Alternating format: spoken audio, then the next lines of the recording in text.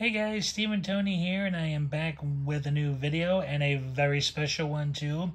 Now, before I get started with it, I would like to say that if you are hearing a noise in the background, that is my fan.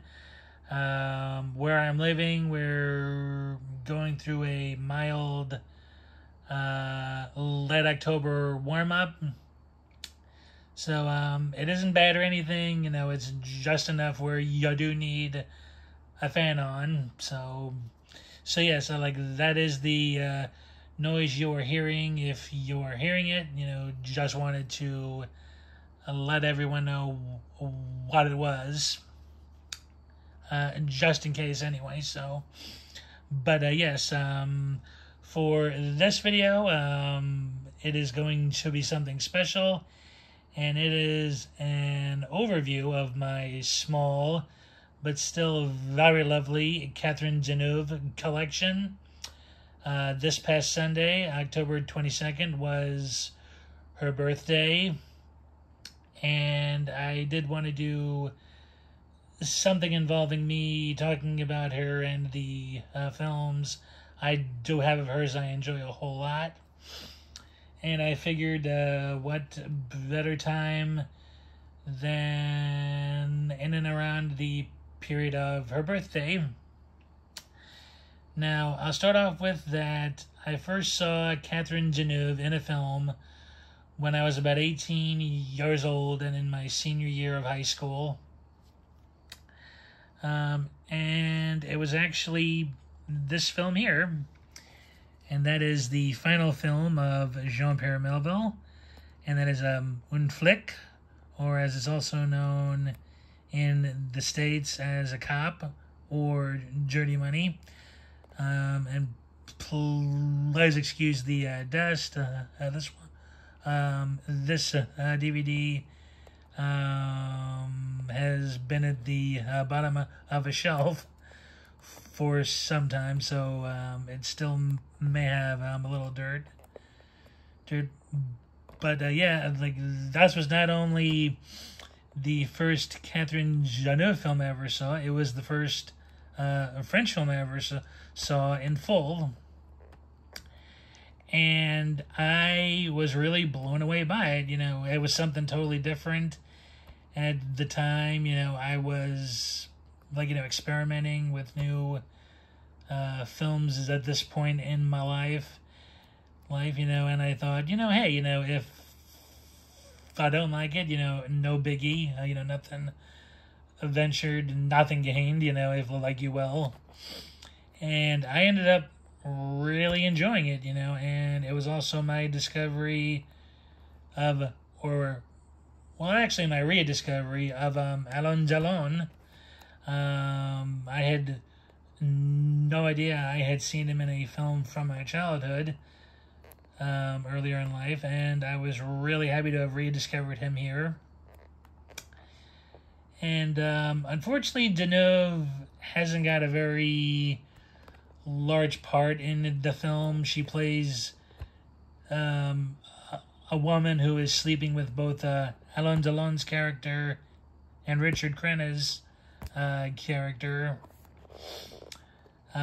Yes, she does not have a very large part in this, only appears in a few scenes, but when she is on screen, your eyes totally focus on her.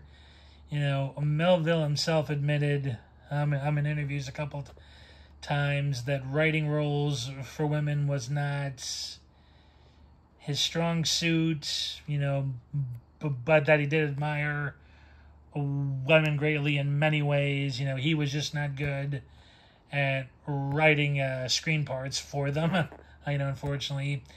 But how he does use her, he uses her really, really well. And I just remembered being totally smitten by her then. And yeah, this is actually an original Anchor Bay DVD. One of the few I owned from them. And yeah, it is just a film that I really enjoy. Haven't seen it for some time, but it is very high up there for me. As as a great crime story, a great cynical love story, and a fine farewell to the French neo-noir genre. I think I think after this, maybe only one or two came out, but were never really as good as what Melville had done. And a few other filmmakers as well, but especially Melville. So yeah, and I also do have the film on Blu-ray in this nice set here from Studio Canal. Yeah, it's right there at the bottom. I'm not going to open it up because it is a it is a gate fold-out style thing. I actually might go into the set a bit more in depth when I do my Melville collection.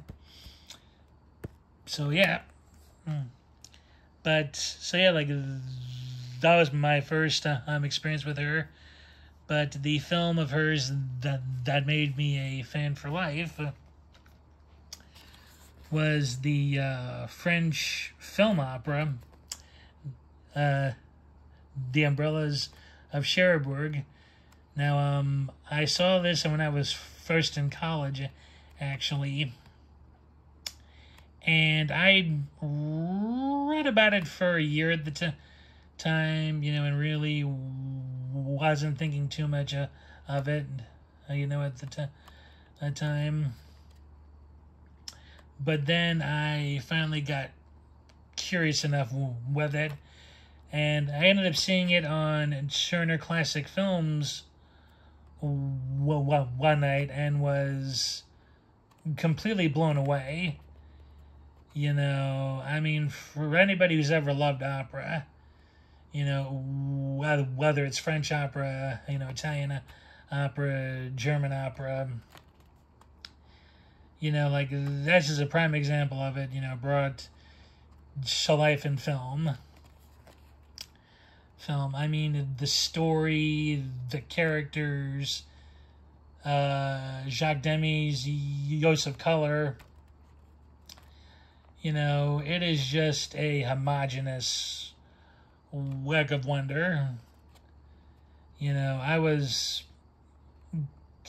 completely enthralled, and you would earnestly think that people talking in song verse, people doing song verse throughout an entire film would be annoying, but here it just flows so beautifully.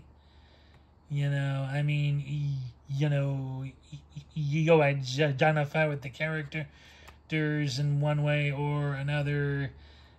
Some you're totally behind in their actions and plight. Others you're sort of on the fence about, and still others you're just downright against.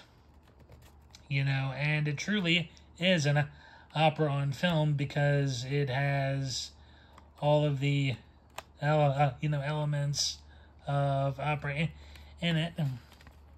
And I do apologize if I said some of these things in in one of my first videos where I did briefly mention this film, but I just I love it so much.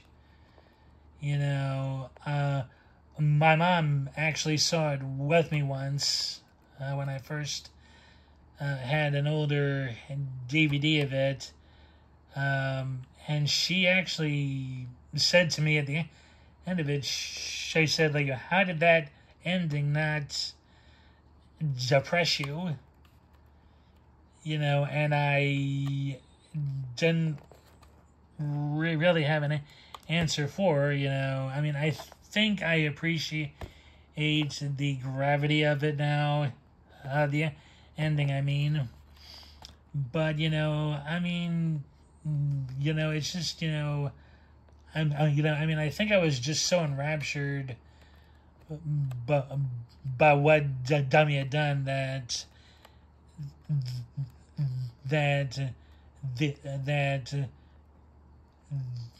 the ending just, seemed suitable.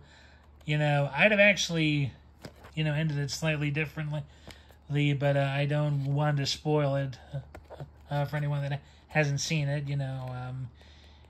You'll probably see what I mean when you do see it. So, yeah. The only killer for me was about the film is that Deneuve's voice was looped by a singing actress for the whole thing. So you're not graced by her beautiful voice. And so, but I mean, that's really the only complaint I've ever had, about the film, is that none of the actors did their own singing in it. So, but it is still a wonderful film, and a must-watch. Okay, and the next film of Deneuve's I saw was Mississippi Mermaid. Now, this was a very odd experience for me the first time I saw this. I had the house all to myself one weekend, and I'm sitting watching this movie, and it starts out, as your, typical French mystery thriller. Jean-Paul Belmondo plays a man who has a correspondence with Dutch lady by mail, and he eventually asks her to be his wife, and he finally meets her for the first time, at the airport, and then all this, crazy stuff starts happening. And then midway through the film, it changes into this very weird romance type of film. I just, I never knew what to make of it. I knew the co-writer and director, Francois Truffaut, was one of the, guys behind the Nouvelle Vague in France. But, I was never sure what direction he was really going with this film, because in places it was a mystery thriller, and in others it was this brooding romance with a couple on the run, and even now it's still an enigma to me, and I've tried going through it a few times since, and I just don't know what and I don't know what to honestly make of it.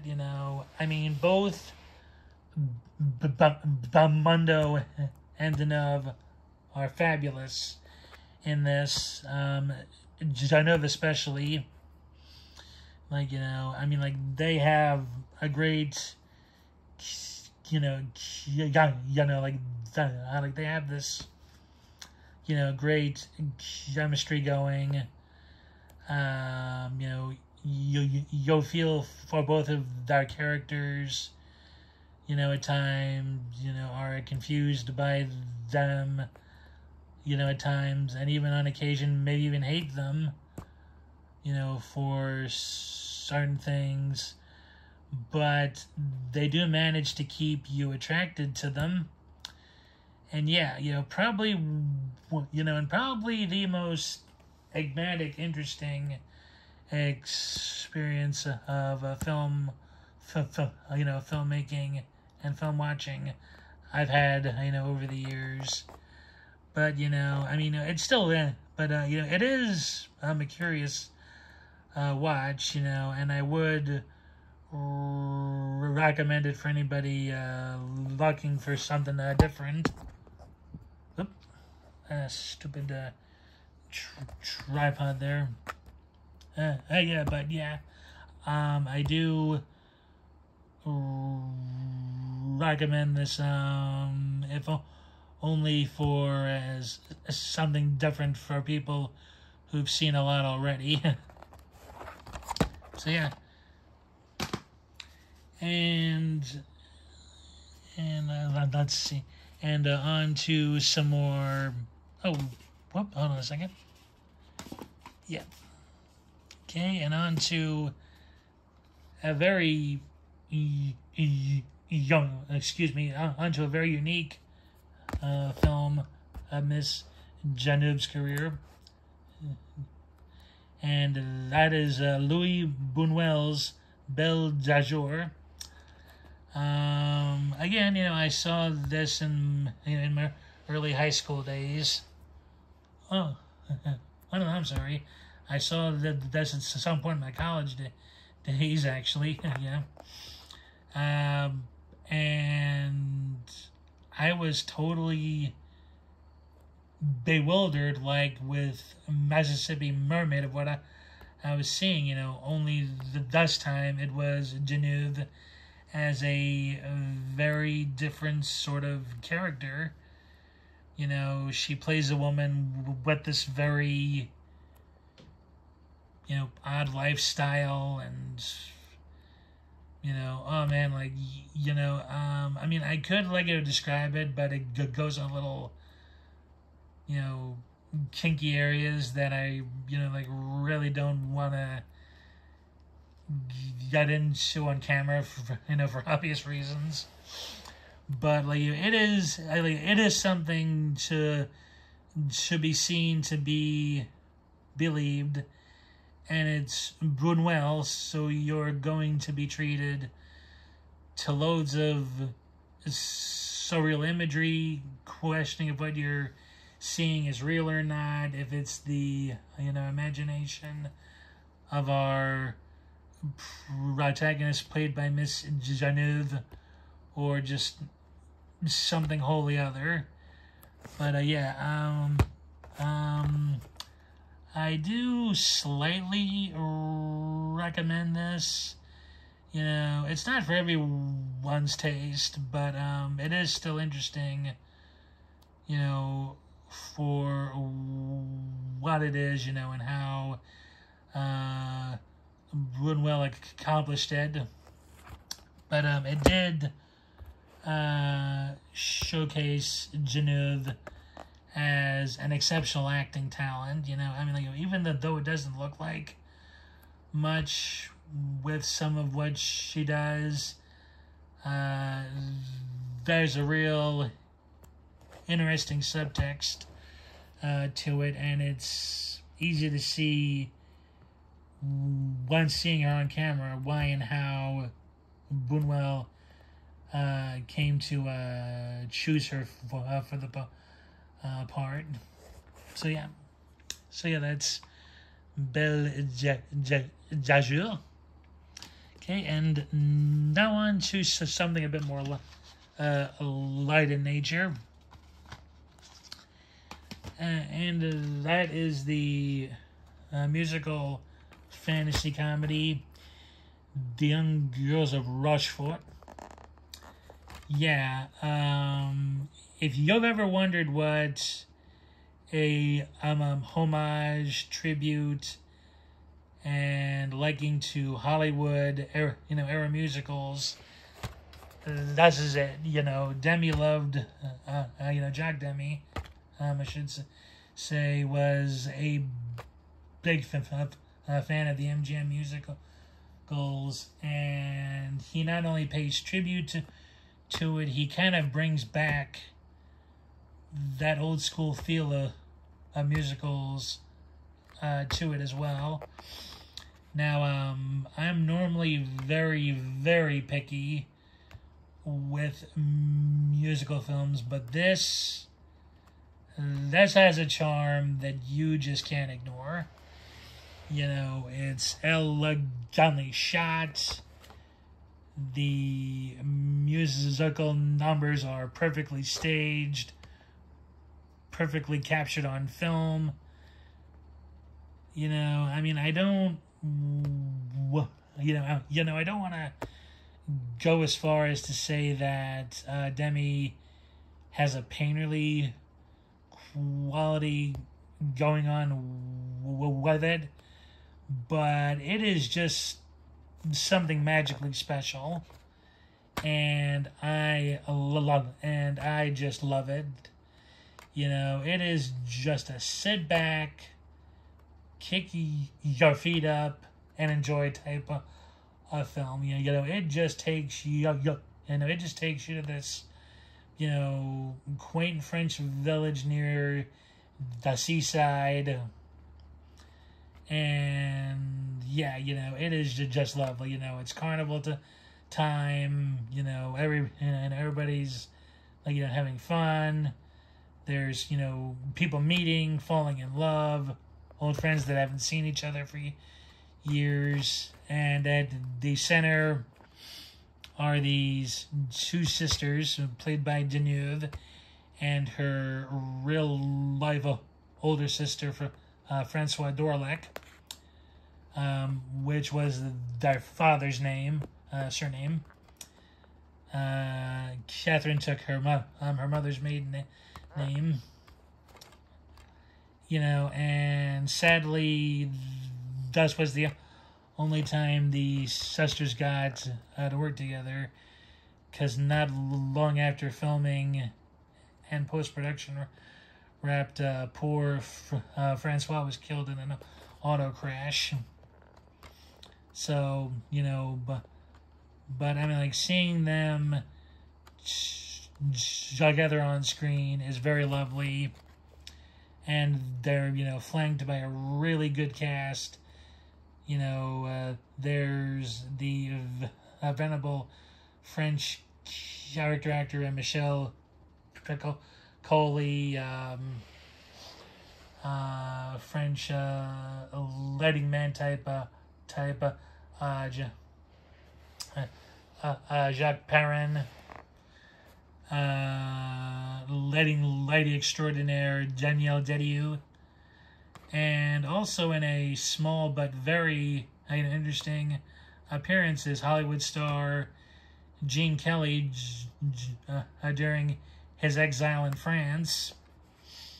And he also speaks French in this film. Sometimes he's dubbed, and other times he's speaking it himself. If you just want a fun, magical journey, then this is the film for you. And also an interesting journey is this film here. Deneuve's second and last collaboration with Buñuel, Tristana.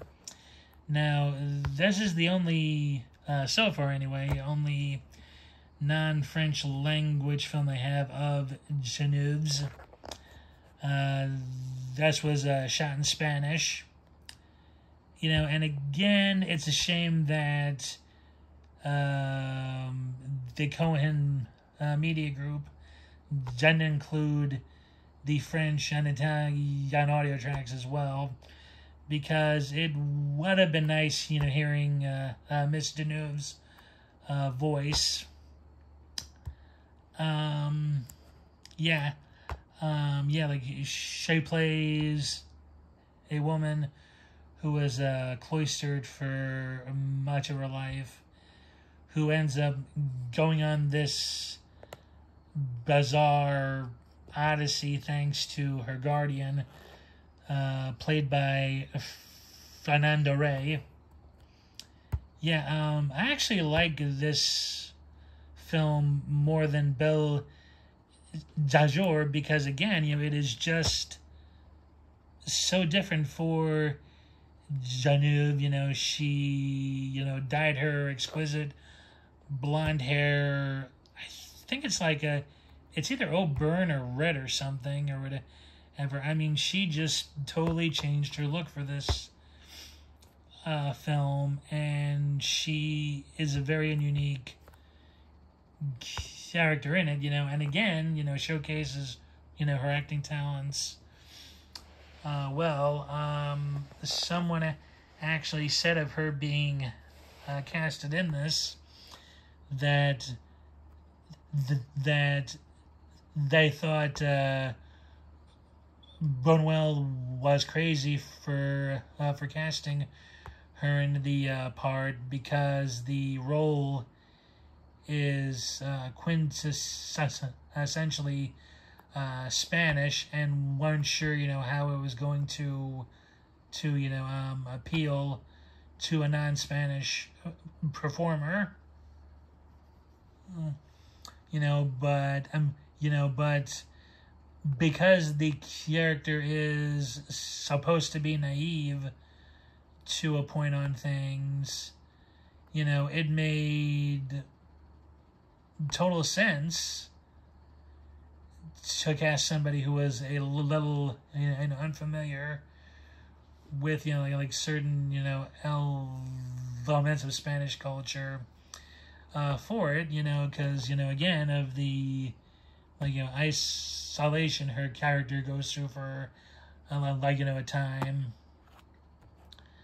and just the crazy change she goes through in it. Yeah, and also in the cast is Franco Nero, one of my many favorite Italian actors, who plays her love interest in the film. In fact, I think they actually had an affair, I think, after this film finished up shooting, actually. So yeah, it's it's a very different role for her, and one I do highly recommend just because it is that different. Yeah, and I was so glad to learn this was getting a physical media release, because I had only seen Tristana previously on Turner Classic Movies, and the print they had of it was starting to fade a little, and the Cohen media people, they just brought it back to life. Like, this looks gorgeous, like whether you get it on DVD or Blu-ray, it looks gorgeous, and one again I do highly recommend. Okay, and last but certainly not least, I have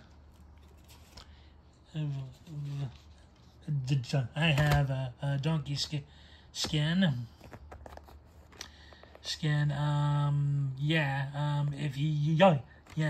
you like quirky fairy tales and or quirky takes on them, this is the film to see. Deneuve plays a princess who has to go into hiding when her father, like the king, is told by his advisors the only way to keep his promise to his dying wife is to do something not quite kosher with the daughter. Like, like I don't want to say exactly what, some, simply because, again, it's like, you like have to, see and hear it, like, to believe it. But, like, other than certain aspects of the subject matter, this is a really wonderful comedy, fantasy musical, and Deneuve offers up a very good performance as the princess who must go in incognito as a scullery maid, but still manages to impress people with her, her persona and grace. Like even as a maid. So, and she, and she's reunited with Rochefort co-star Jacques Perrine, and she is also joined by a longtime Jean Cocteau collaborator, Jean Marius, Delphine Sering plays her fairy godmother, and it's a fun film. It's a little strange at times, but it does capture the essence of the fairy tale beautifully.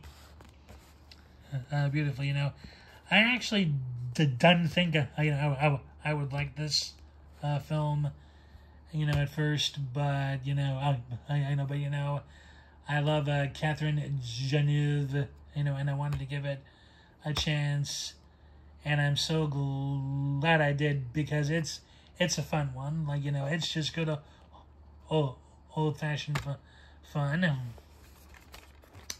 Yeah, and that was actually it for my Catherine Deneuve collection so far. I have seen a couple other of her films, like a slightly pregnant man that she did with her love-in boyfriend Marcello Mastroianni.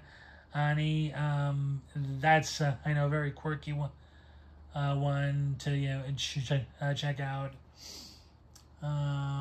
Let's see. I did see her 1983 U.S. film, The Hunger, but I was slightly disturbed by it because Deneuve plays a very wicked vampire in it, and I just could never see her playing a wicked person. So there's still a few of hers I need to see, but the few I have in my collection I do cherish greatly, as she is my all-time favorite actress. Like there has just always been something about her I found endearing in many ways. So yes, that'll do it for this video, though. I hope you all enjoyed it.